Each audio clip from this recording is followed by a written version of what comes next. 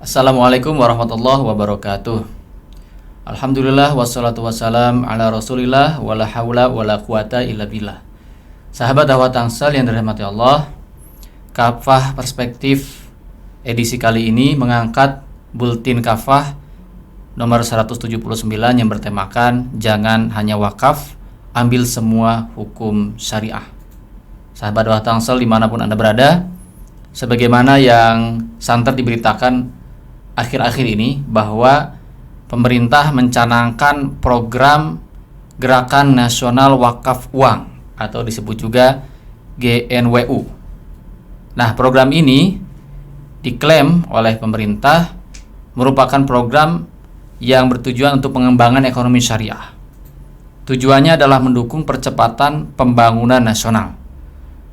Nah, menurut Presiden Jokowi, potensi wakaf uang di Indonesia ini bisa mencapai 188 triliun rupiah.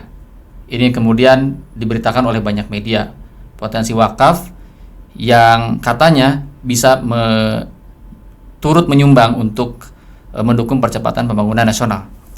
Dan juga BWI atau Badan Wakaf Indonesia. Ini adalah badan wakaf yang memang resmi dibentuk dan sudah jauh-jauh hari dibentuk oleh pemerintah.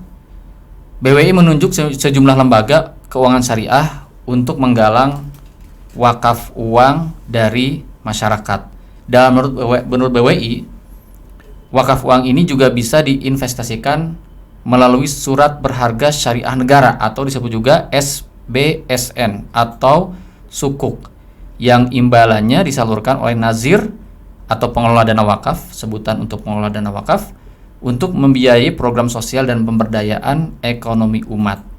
Nah, program ini disebut juga Cash Wakaf Link Sukuk atau CWLS. Nah, sehingga klaimnya bahwa wakaf ini tidak masuk ke dalam kas negara, tidak masuk ke dalam APBN.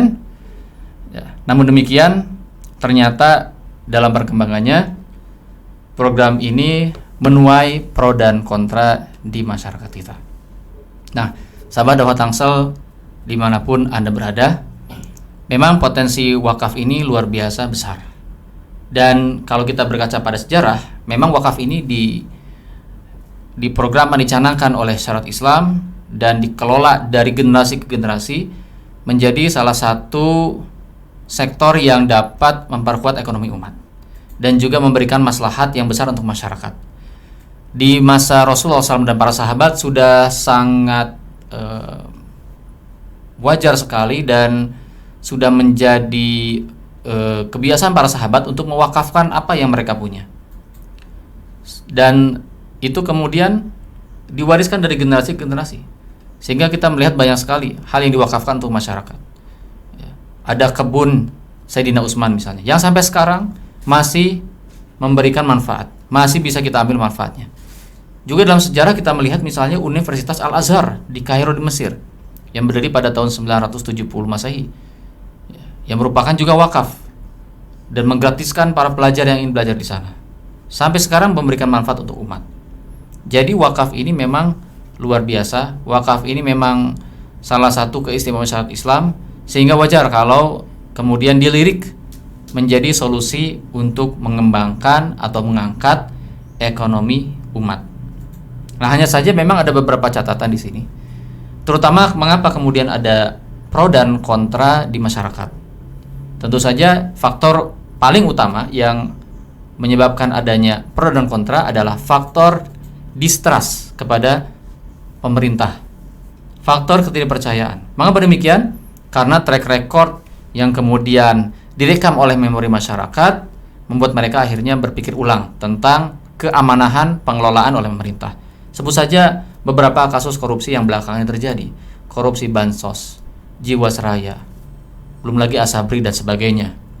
Ini semua tidak diseriusi penanganannya, sehingga sebagian kalangan di masyarakat menjadi bersikap tanda kutip curiga ketika hendak diajak untuk turut dalam program wakaf uang ini. Nah, sahabat dakwah Tangsel yang dirahmati Allah, tentu kita tidak bicara tentang ikhtilaf dalam hukum wakaf uang. Memang MUI, Majelis Ulama Indonesia, dalam hal ini telah memfatwakan bahwa wakaf uang ini hukumnya boleh. Namun demikian di kalangan ulama memang terjadi banyak perbedaan pendapat antara yang membolehkan dan yang tidak membolehkan wakaf uang. Namun di luar itu semua, yang menjadi catatan kita terhadap program wakaf ini adalah yang pertama, bahwa adanya program wakaf ini membuktikan bahwa syariat Islam ini mengandung satu solusi bagi permasalahan dunia, permasalahan masyarakat, permasalahan negara, sehingga dilirik sebagai salah satu alternatif. Nah, ini semakin meyakinkan kita, semakin memperkuat keyakinan kita pada syariat Islam, bahwa syariat Islam mengandung solusi, bahwa di setiap syariat itu ada maslahat, dan bahwa syariat Al-Quran dan As-Sunnah telah menjelaskan segala sesuatu dan mengandung semua solusi, semua hal yang diperlukan oleh manusia, oleh umat manusia untuk menjalani kehidupannya di muka bumi. Bukankah Allah Subhanahu wa taala berfirman di dalam Al-Qur'an, A'udzubillahi minasyaitonirrajim. Wa nazzalna 'alaikal kitaba tibyana likulli syai'in wa hudaw wa rahmatan wa busyra lil muslimin. Dan kami telah turunkan kepada wahai Muhammad Alkitab, Al-Qur'an. Sebagai apa? Sebagai penjelas segala sesuatu. Dan juga sebagai petunjuk, rahmat dan kabar gembira bagi umat Islam. Nah, dalam ayat ini kemudian Ibnu Katsir menjelaskan bahwa yang dimaksud dengan tibyana likulli syai', menjelaskan segala sesuatu, itu berarti Al-Quran telah mengandung semua hal, semua ilmu yang diperlukan oleh manusia untuk menjalani hidupnya. Dan ini menyiratkan keserba-mencakupan, kelengkapan syariat Islam, bahwa syariat Islam mengatur semua hal, menjadi solusi bagi semua hal, bahwa syariat Islam bukan hanya mengatur masalah ritual, spiritual, tapi juga syariat Islam juga mengatur bagaimana cara umat manusia untuk mencapai kemajuan ekonomi. Nah, ini adalah catatan pertama. Di tengah arus sekulerisme, di tengah menguatnya pihak-pihak Islamofobi, hendaknya mereka malu ketika mereka melirik pada syariat Islam sebagai solusi bagi permasalahan mereka. Hendaknya mereka menjadi insaf bahwa syariat Islam memang mengandung solusi, dan hendaknya sedari dulu menjadikan Islam sebagai solusi dan sebagai hukum. Ini catatan pertama. Catatan kedua yang kemudian menjadi perhatian kita semua adalah hendaknya ketika mengambil syariat Islam itu tidak setengah-setengah, tidak sebagian diambil, sebagian dibuang, bahkan sebagian ditentang.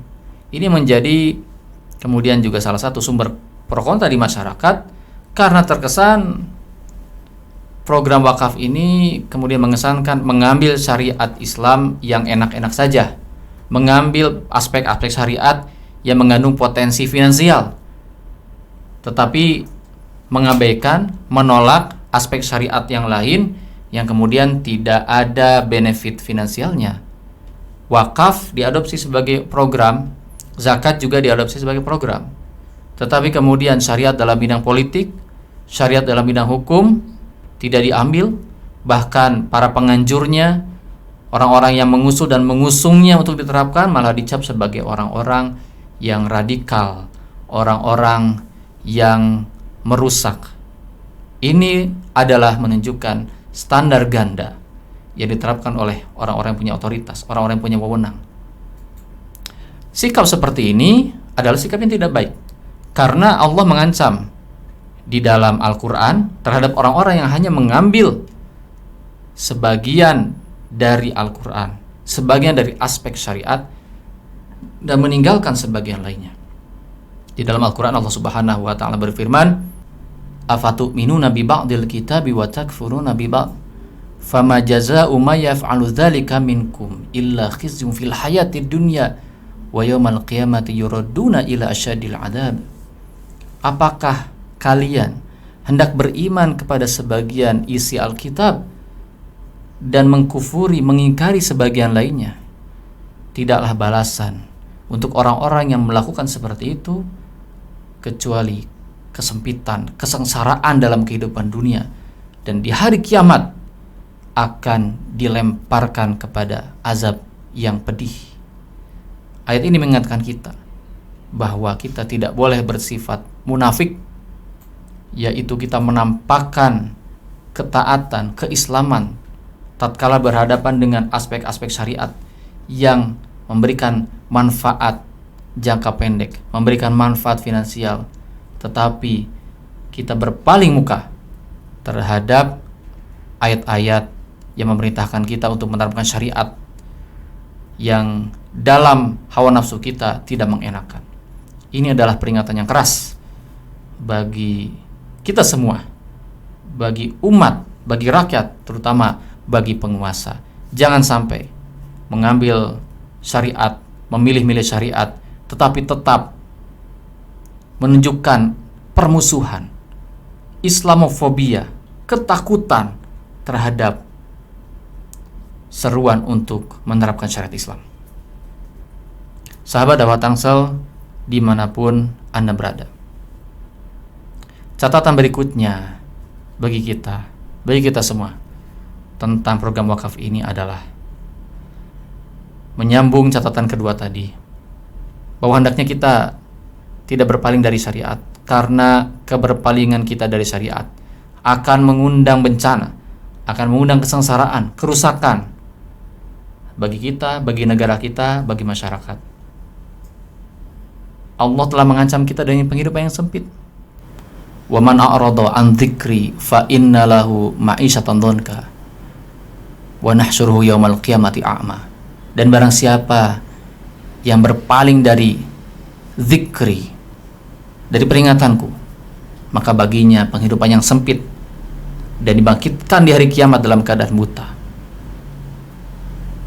Tentang ayat ini Ibnu Abbas kemudian menafsirkan bahwa kata zikir di sini, ketika Allah mengingatkan barang siapa yang berpaling dari zikirku, maksud di sini adalah berpaling dari mentauhidkanku, mentauhidkan Allah, dan juga berpaling dari Alkitab, dari Al-Quran. Maka ini janji Allah, rumus Allah sudah pasti. Siapapun yang berpaling, membuang muka, apalagi mencampakkan dan tidak mau menerapkan syariat Islam secara kafah dalam kehidupannya, dalam kehidupan pribadi maupun bermasyarakat, apalagi bernegara, maka Allah menjanjikan penghidupan yang sempit. Bukankah hari ini kita melihat umat Islam khususnya di Indonesia yang hidup di tengah-tengah negeri yang kaya, alam yang memiliki kekayaan berlimpah, tetapi umat Islam masih hidup dalam kondisi yang sangat memprihatinkan. Ditempa bencana yang bertubi-tubi, diberikan pemimpin-pemimpin yang tidak amanah, ditimpa dengan kasus-kasus korupsi dan sebagainya yang sangat menyakiti hati rakyat. Bukankah ini penghidupan yang sempit? Tidak cukupkah peringatan dari Allah bagi kita yang telah lama mencampakkan syariat, telah lama mengabaikan Al-Quran dan As-Sunnah, telah lama hanya menjadikan Al-Quran sebagai bacaan yang dilombakan, sebagai pajangan belaka, tanpa menerapkan isinya sebagaimana yang dikehendaki oleh Allah Subhanahu wa Ta'ala. Maka dari itu, semua yang kita hadapi sekarang hendaknya menjadi pengingat bagi kita, hendaknya jadi momen bagi kita, pelecut bagi kita untuk sama-sama kita kembali kepada Allah Subhanahu wa Ta'ala, kembali kepada aturan Allah Subhanahu wa Ta'ala yang telah Allah jamin untuk menjadi jalan kunci bagi kebahagiaan baik di dunia maupun di akhirat. Semoga bermanfaat. Wallahu muwaffiq ila aqwamit thoriq. Assalamualaikum warahmatullahi wabarakatuh.